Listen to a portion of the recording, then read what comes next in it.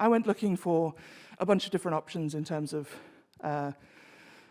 how to skill up this organization, how to do it in a way that they weren't going to hate me and quit, how to do it in a way that was actually going to be effective. And I found Skiller Whale. Actually, at one of these conferences previously was the first time I met them. And I chose them for a number of reasons.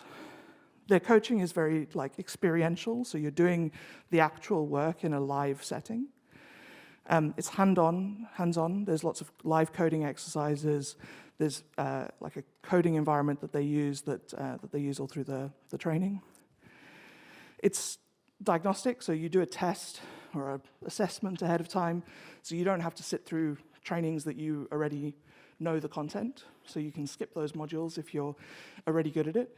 There was some interesting reactions to those diagnostic tests.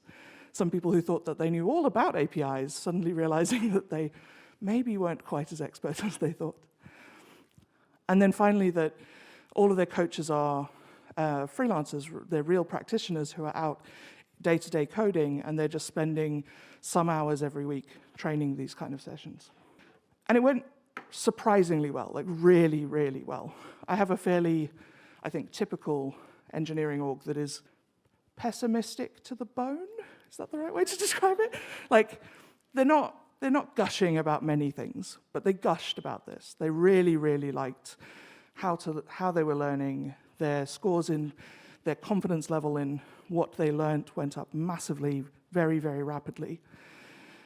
And they really liked the real-life nature of it and the specifics of how the coaching was done. And yeah, you can see improved massively in terms of understanding. And so that led to this, which I appreciate is not the best designed slide in the world, but it is my proof to my board that my investment was worth it. On the left side, you see all of our APIs that now exist. That's almost, so everything in green is already taking traffic. Blue is in development, and there's a few in gray there that aren't started yet.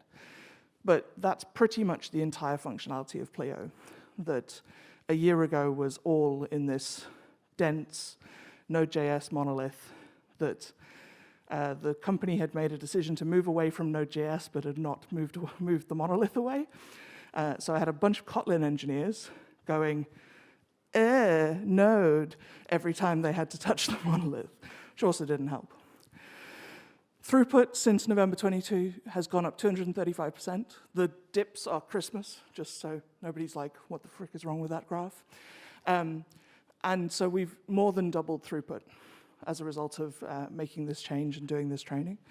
And cycle times improved by about 40%.